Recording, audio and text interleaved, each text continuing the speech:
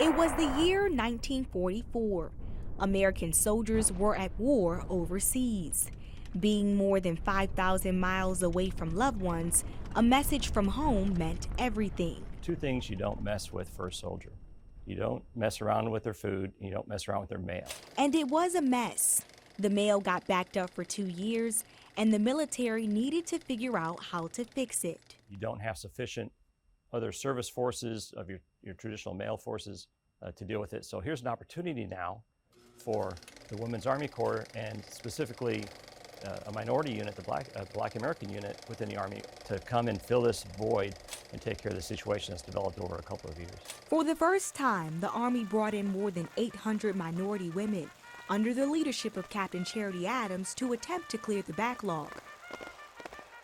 One of those women, Susquehanna Valley native Ruby Wilson Wilkerson, never imagined serving in the Women's Army Corps would lead to sorting mail. They didn't realize what they were going to be doing exactly.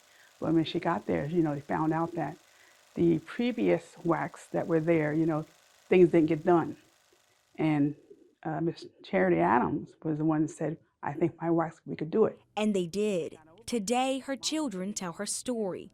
Wilkerson and the 688 unit set sail to Europe. And he was weaving in and out. All these mines bouncing up and down in the water. And when they arrived to a backlog of more than 17 million pieces of mail, she's like, how are we going to get this stuff out? What are we going to do? But with Charity Adams and all of them getting together and set up a schedule, and they work around the clock, 24 hours a day, 7 days a week. Working around the clock in unpredictable conditions, the group managed to sort letters and packages even without a clue who sent it. It was rat infested. It was cold. Things had to be changed around for their accommodations for all the women. They were ordered to complete the task in 6 months. They finished in 90 days. The families back home were finally able to know that their sons and daughters were safe, or unfortunately some of them weren't, and they got the message. Messages of relief that linked soldiers to their loved ones, organized by a group of minority women who worked through racism to get the job done. Being a black soldier and a female black soldier, there was oppositions, They didn't want the black WACs to come overseas. And despite the discrimination they faced, they kept working because they knew no mail resulted in low morale. She was just proud that she was part of such a group of women back in the day, and that they made a difference, and that hopefully over the years that made a difference for those coming forward.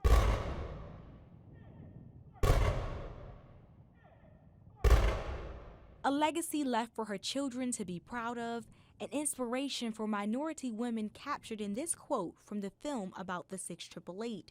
Soldiers, you do not have the luxury to be good. You have the burden to be better. Strong. Strong. I would just say that I love her. And I'm so very proud of her. Black women as a whole can do anything.